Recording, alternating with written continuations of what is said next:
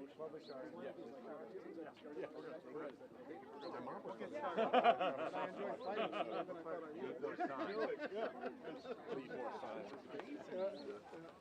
thought I hated it. I was pretty sure I hated it.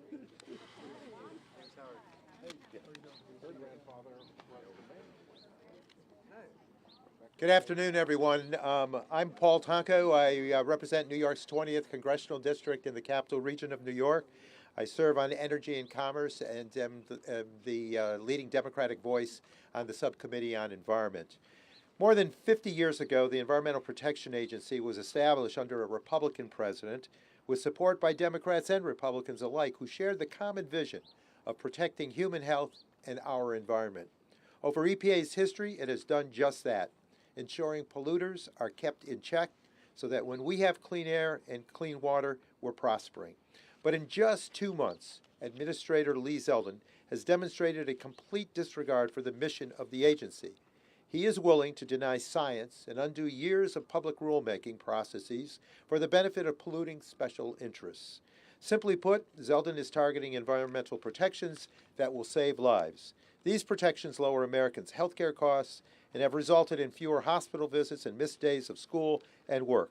And each of these rules has a net benefit to our economy and our society. Americans did not vote to increase household energy costs and medical bills just so that the fossil fuel industry can maximize its profits, but the efforts to eliminate rules on particulate matter, on mercury and other hazardous air pollutants like coal ash and more would do exactly that. And since launching this polluter-first agenda, things have only gotten worse. EPA set up a process where regulated entities could request an exemption to hazardous air pollutant rules simply by sending a form email. And yesterday, President Trump decided that even sending a single email was too onerous, granting exemptions to coal power plants for limits on their mercury pollution. Most egregious of all was when Administrator Zeldin said he would, and I quote, leave the science to the scientists. Yet he has chosen, without any justification, to undertake a crusade against the fundamental scientific endangerment finding that planet-warming emissions are a threat to the American public.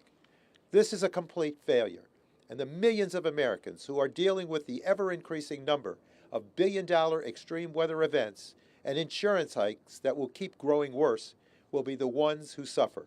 Today, we are making it clear. We stand together that we will not tolerate these attacks on our public health and on our environment. We will not allow EPA to stand for every polluter allowed. That is why we are together as SEEK, the House Sustainable Energy and Environment Coalition, in which I am a co-chair, in partnership with Democratic leaders on the Senate Committee on Environment and Public Works and House Energy and Commerce Committee, and sent a letter to Administrator Zeldin demanding that he does his job as a public servant of the American people, not polluters. In total, 180 members of Congress, including leaders Schumer and Jeffries, joined this effort, demonstrating the Democratic unity against the brazen actions taken by the Trump administration. Today, we will hear from some of these leaders who have joined us in this fight. Now, we'll start with Senator Sheldon Whitehouse of Rhode Island, the ranking member of the Senate Committee on Environment and Public Works. Thank you, Senator, for your leadership. Thank you, Paul, and what a joy it is to be here with you and with two of the climate leaders in the Senate, Eddie Markey and Dick Blumenthal. We are all neighbors, and we all share a deep concern about the oceans and the environment. And what we are seeing right now at the EPA is corruption to the ears for Trump's big fossil fuel donors. And this does not come for free.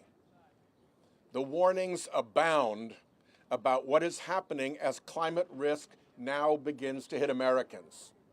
We went through the science phase when the scientists told us what was going to go wrong. We went through the politics phase when fossil fuel, dirty, dark money blocked action in Congress that would have prevented this.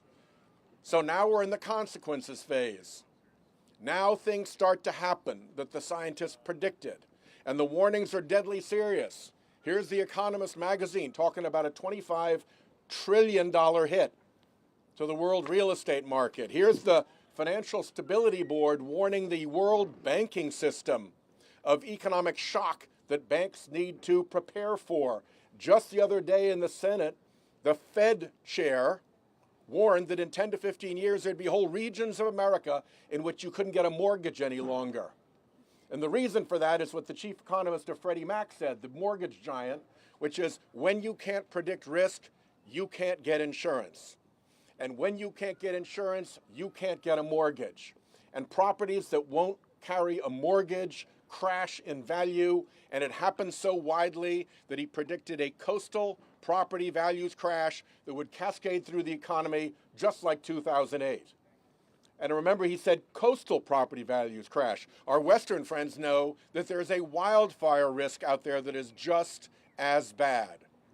And in the face of all that risk, all that danger to our economy, and the actual reality of it happening in Florida right now, and expanding to other areas, particularly along the Gulf Coast, in face of all those warnings and all that reality, Trump will do nothing but lie about this being a hoax, use the power and pressure of the federal government to do what the fossil fuel industry wants, including his latest stunt telling the Attorney General that she's got to investigate state and local climate laws like they're a crime of some kind.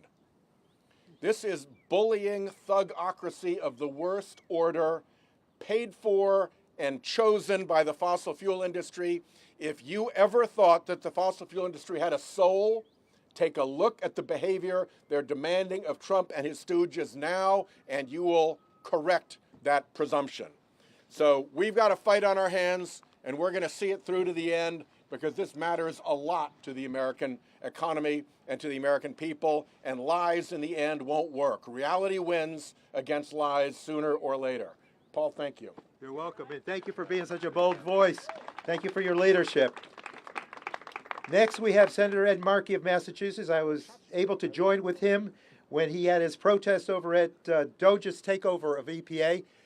We were not allowed to hook up, but the senator made every effort. So, Senator Markey, thank you. Thank you so much. Thank you, Paul. Thanks for your great leadership. And Sheldon and Dick and Brian from the House, and to all of my, from the Senate, all my House colleagues as well. Thank you all. We're at the most important point in global history in terms of the fight against climate change. Because Donald Trump, in return for receiving hundreds of millions of dollars from the oil and gas and coal industry, is promising to roll back the restrictions on emissions coming up from oil, gas, and coal, while trying to kill every single new clean energy technology in the United States. The plan is clear. It is oh so obvious what he is doing. This is a pay for play. The more money he got from the fossil fuel industry is the more these clean energy technologies must die. What is the evidence? Zeldin at the EPA has turned that agency into a wholly owned subsidiary of the oil, gas, and coal industries. They have now announced the rollback of 30 regulations that protect ordinary citizens of our country against pollution that harms them and their families. They've announced an attempt to roll back Massachusetts versus EPA, the most important environmental decision in the history of the planet, in order to ensure that they strip away the power to increase fuel economy standards, to put controls on pollution coming out of fossil fuel electrical generating plants across the country. Why do they want to do that? Very simply, in 2024, 94% of all new electrical generating capacity came from wind and solar and battery storage technologies. Yes, there's an existential threat to the planet. That's not what Trump cares about. He cares about the existential threat to the bottom line of the oil, gas, and coal industry, that the wind and solar and battery industry, that the all-electric vehicle and plug-in hybrid industry are now posing to the oil and gas industries in our country. That's what this is all about. And to put the cherry on top of the sundae, Chris Van Hollen and I were able to put a $20 billion green bank into the most important climate bill in history that Joe Biden signed in 2022, that McKinsey says is going to unleash $250 billion worth of private sector investment over the next 10 years. That's a direct threat to all of the fossil fuel buddies, to the BFFs of Donald Trump and Lee Zeldin. Let's be honest. That's what it's all about. It's all about the green, but it's green bucks, greenbacks, not green energy technologies. So we're going to fight them every single step of the way. They are definitely on the payroll of the oil, gas, and coal industry. Let's make no mistake about it. And they are going to try to destroy the future of every child in this nation. We are here to represent that Green New Deal generation that has risen up and is demanding change, demanding protections. They are who we're fighting for, and we cannot afford to lose. And I thank you, Paul, and all of my colleagues for all your great work on this. Thank you. Thank you, Senator. Great job. Great job.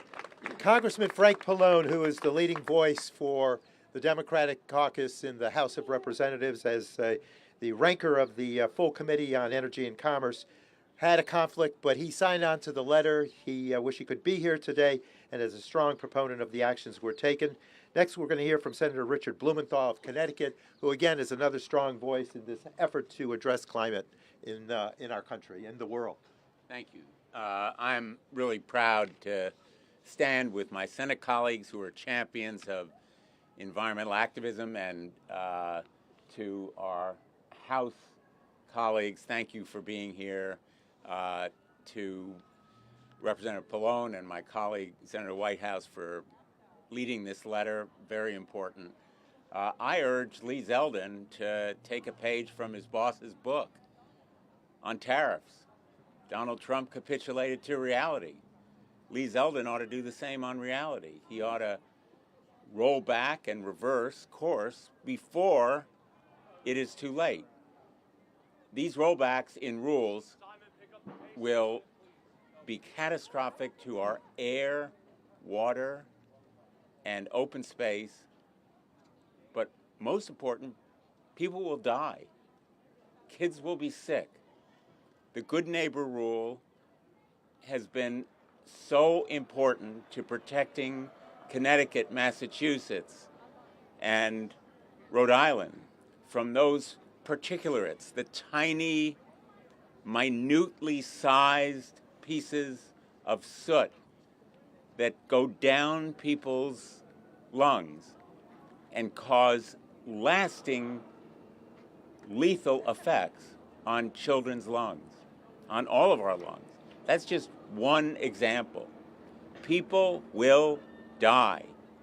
These actions are dysfunctional, dystopian, just plain dumb. But they're also cruel because they will cause suffering. We will lose something precious in our environment, and the water and air that sometimes we take for granted, but we're going to lose lives as well. And so I urge Lee Zeldin to reverse these rollbacks. He called his announcement the most momentous day in the history of the EPA. I think it's going to be a day that will live in infamy. I think he will be infamous unless he rolls back these desperately destructive actions.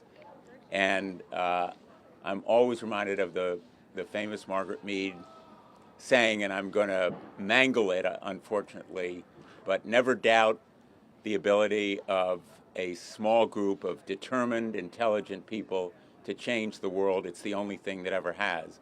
I want to thank most especially the advocates who have come today, who continue your courage and conviction and provide us with a model and inspiration for continuing this fight. Thank you to all of you for your continuing battle. Thank you. Thank you. Thank you so much.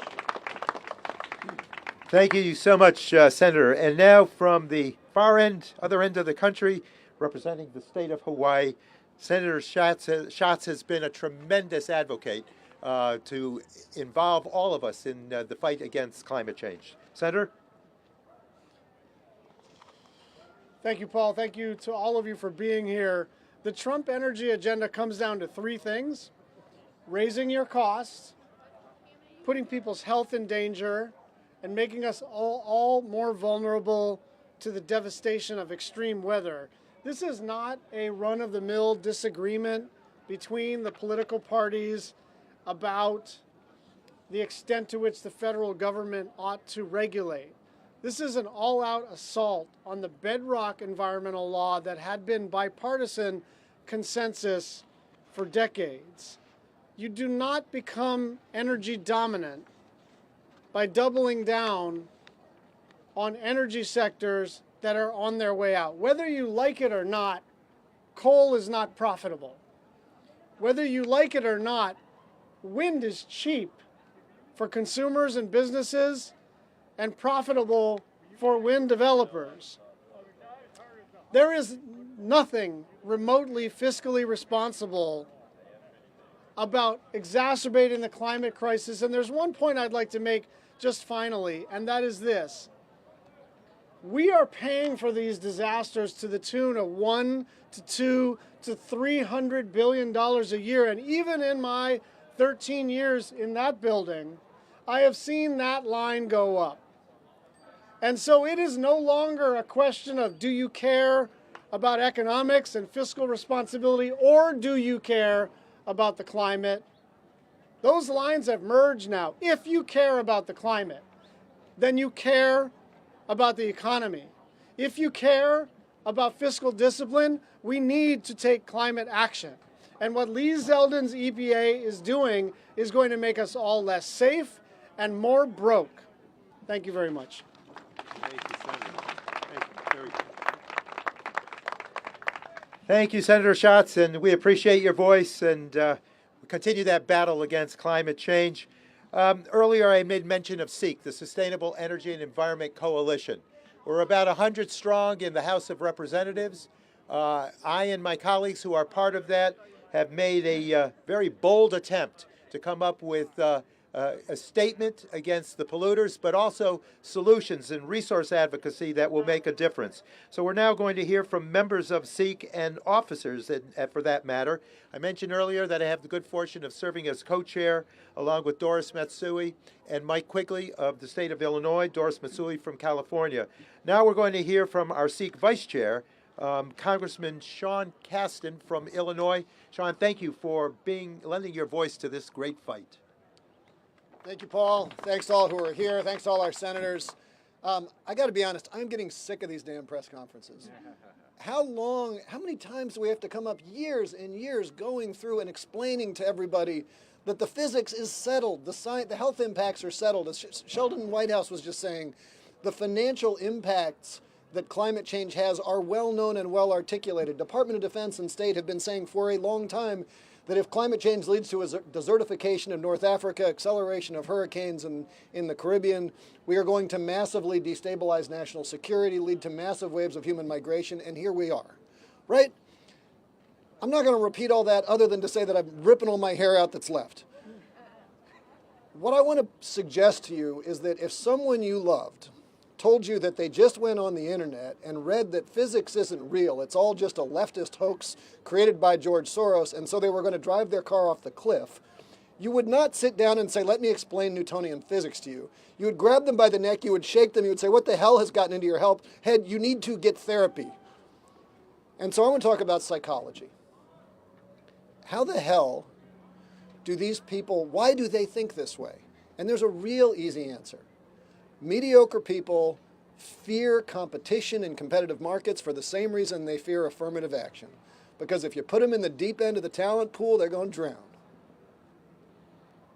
They do not hate clean energy because it's clean.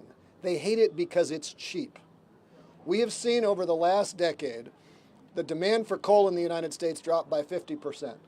We've seen the demand of oil basically stay flat. We've seen economic growth decouple from natural gas use. Now, you wouldn't know it because the production's up, but they are steadily losing market share because they're getting their butts kicked by renewable energy. If they understood markets, they would pivot. But they can't compete in markets, right?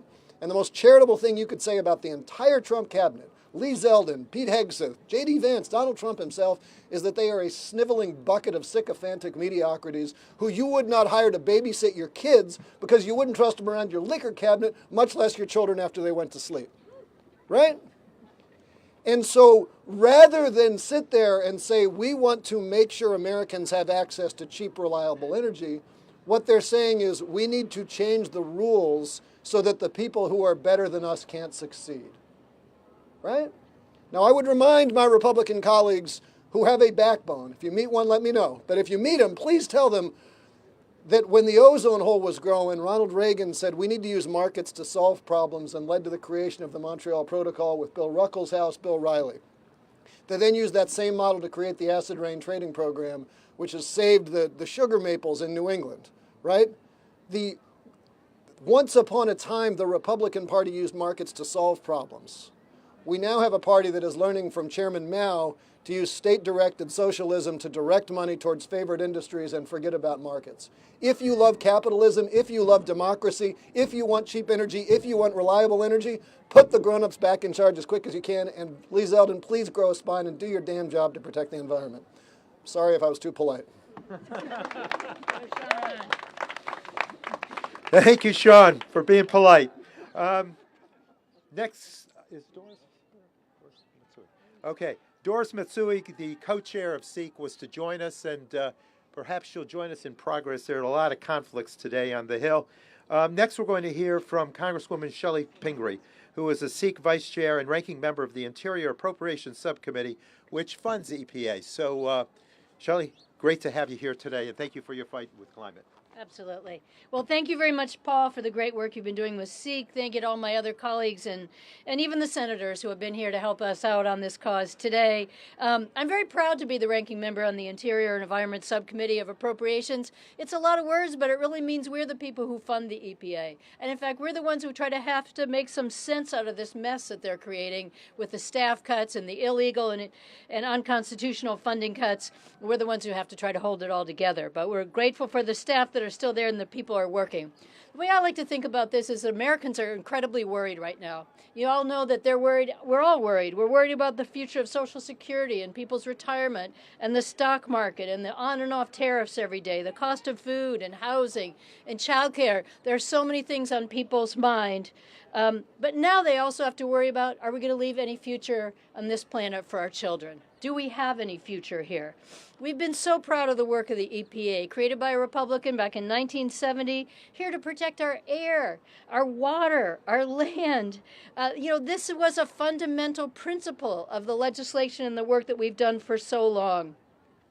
Now we have this administration that's come in. You've heard about Lee Zeldin and the things that they're deregulating overnight, promising people lower costs and deregulation. But really, they're just going to give us a return to dirty air, dirty water, toxics in our environment, more asthma, more cancer, more health consequences that we've been fighting against, many of us, for our whole lives. They're telling us there'll be lower costs, but as we've heard from our colleagues, and we all know, this is just money for the oil and gas industry. This is trying to turn back the clock. It is the end of reducing costs and clean energy jobs. They'd rather see more people down in the bottom of a dirty coal mine getting black lung. They're working on a clean rooftop, putting solar panels on the roof. As the ranking member of this committee, we're no longer able to do our job. We're no longer able to appropriate and allocate funds because it's all been taken over by DOGE and the kids who are in there in the EPA doing destruction every day, carrying out Donald Trump and Elon Musk's goals, stripping those funds, removing the staff, removing those very people who had the knowledge and experience of how to get rid of the polluters and how to stop the things that have been going on out there. They're taking away the money to our states for clean air and clean water. And in states like mine, in the state of Maine, where we have sea level rise and extreme weather, we need this money more than ever. I've been thinking about the greenhouse gas reduction funds, one of Lee Zeldin's targets. $20 billion, congressionally mandated. We all agreed this was the thing we needed to spend money on. As you know, they've frozen the money at Citibank. We have lawsuits going on, like so many other things, and hopefully we'll get a good decision soon. But I just want to talk about what that money goes to. Efficiency Main Trust, the people who are trying to bring down energy costs in my state. CEI, low-cost funding in our state. But most importantly, Maine Housing, trying to rehabilitate 750 units of poor condition public housing with renewable energy. In our state, solar panels and heat pumps in the most oil-dependent state in the nation, to us that means lower costs. That's what we're talking about in our state. That's what we're talking about when we talk about a clean environment and clean energy. We're not talking about returning to the past and helping out the polluters or helping out the oil and gas industry. The way I look at this, someday, all of us are going to hear from our children and grandchildren, and they're going to say, what were you doing when they took away a clean environment? What were you doing when they allowed the destruction of the planet? We all want to be saying, we are fighting back. We're fighting back every day. We're not going to let them do this. Thank you so much. Well, thank you. Thank you, Congresswoman, for being a great voice in the fight back. Next, we'll hear from Congressman Mike Levin of California, an active member of SEEK, in fact, our SEEK Vice Chair. Welcome, Mike. Thank you, Paul. So I'll pick it up where my friend Representative Pingree left it, which is with our kids and our grandkids and future generations. I have very great kids and a wonderful wife back at home. Hopefully I'll get to see them soon. They are 12 and 11, and I think when I wake up about what kind of planet they're going to inherit, what kind of air quality, what kind of water quality, and I know that the actions that are being taken right now by Lee Zeldin endanger future generations all across this country and really all around our world.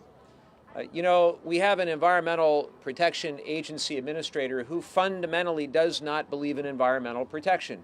I think he's gone so far as to say that the EPA is not for environmental protection. Can you believe that he actually said that? I can't believe it, because if you go back to the 70s. Who was president when the EPA was created? Anybody? Nixon. Richard Nixon. When California, I'm from the great state of California, when California wanted a waiver from the Federal Clean Air Act because we had big problems with smog, who was governor of California? Ronald Reagan. Nixon, Reagan. Then, as was said before, when cap and trade was started to deal with acid rain, who was president then? George H.W. Bush. Nixon, Reagan, George H.W. Bush. Then when California passed AB 32, the most ambitious climate policy by any state, arguably by any government entity ever, who was governor of California? Schwarzenegger. Okay, Nixon, Reagan, George H.W. Bush, Schwarzenegger. You're seeing a pattern here. It wasn't that long ago John McCain was running for president talking about the importance of acting on global climate change. So what the hell happened? Citizens United happened, for one. Dark fossil fuel money started dominating the political process. We're talking about Elon Musk an awful lot, and for good reason. I see a picture over there of Elon with a Trump-looking dog, Doge, I guess. We talk a lot about that, right? And Musk has come up with about $300 million this last campaign. But who came up with $550 million? The fossil fuel industry. So is it any wonder, whether it's Zeldin at EPA, whether it's Wright at DOE, that they're doing this? They're doing whatever the American Petroleum Institute wants. They're doing whatever the coal industry wants. And Trump last night said, call it clean, beautiful coal. How about clean, beautiful, clean energy? You cannot have energy dominance. You cannot declare a national emergency on energy while cutting out the abundant and cheap solar energy and wind energy. You can't have it both ways. And so we're going to stand up for environmental protection. We're going to stand against the fossil fuel industry's backwards agenda, and we're going to fight for a cleaner future for my kids, for your kids, and for their kids. Can we do that together? Yeah. Thank you. Okay, thank you, Mike. Thank you, Mike. Great words. And look, we have a planet to protect, a planet to hand over, and better said, to the next generations. Are we willing to go forth and do the things that are required? Are we going to raise our voices? Are we going to be bold? Can we hear it? Are we going to be bold? All right, look, the message is very simple.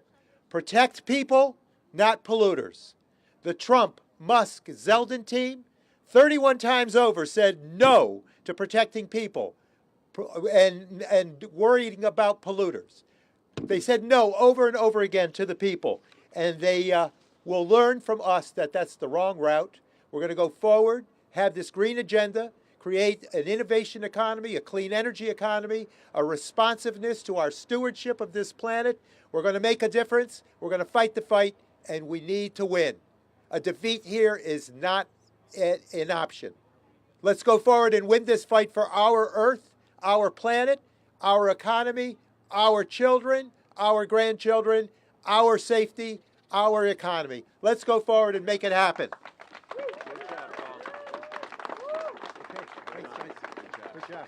Thank you. Backdrop. Thank you, everybody.